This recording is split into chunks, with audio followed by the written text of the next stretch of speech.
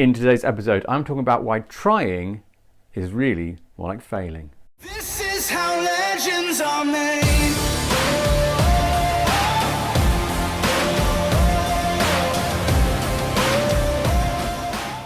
Hi there guys, and thanks for joining me on today's episode. And as always, I'm looking to find the kind of best advice, tips and techniques, some real practical guidance that are going to help you make some change in your world for the better.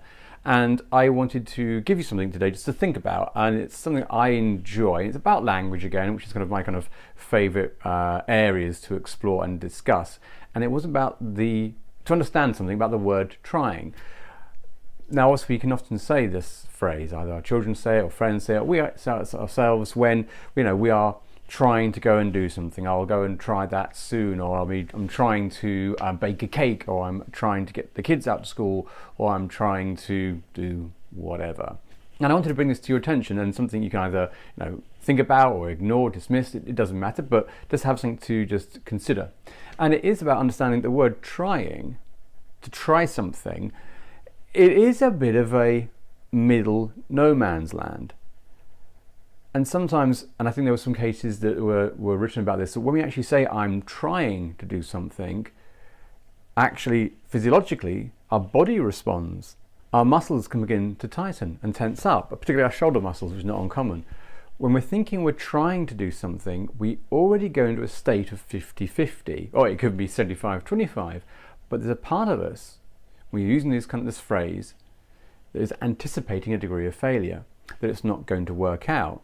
In its preparation of thinking we're going to fail, our body begins to respond, and so the muscles can get a little tighter and tenser, and we may not optimize our performance.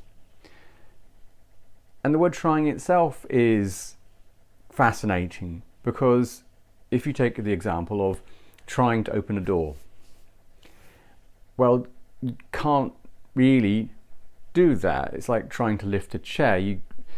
There is no state of operation within that. Either you are picking a chair up or you're putting it down. But to try and pick a chair up is kind of failure anyway. You're not able to try and pick a chair up. That's not open to you as a result, to pick a chair up. But to try picking a chair up, it leaves you in no state at all. And try it out. Either you're going to pick a chair up or you're putting it down, but to try and pick a chair up indicates the sense that you are not achieving it.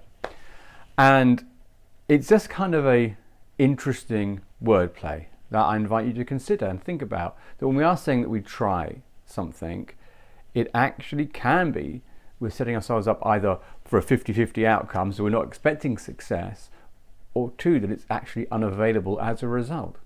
We can't try to go to sleep. We either go to sleep or we're awake. And because our body can respond in certain ways to this kind of language, I want to leave that with you. Just something to think about, and notice when you're doing it next time. Notice when someone's using, I'm going to try and be on time. Well, I think you can, that sounds like you're going to be late. Why not be on time, or be late, or set a different time that you can achieve? Just kind of a fun little play. So notice when you see that happening around you, and see if it's something you use more often than you realize. So enjoy. Take that with you, and I hope you're doing super well wherever you are, and I'll catch you next time. This is how legends are made.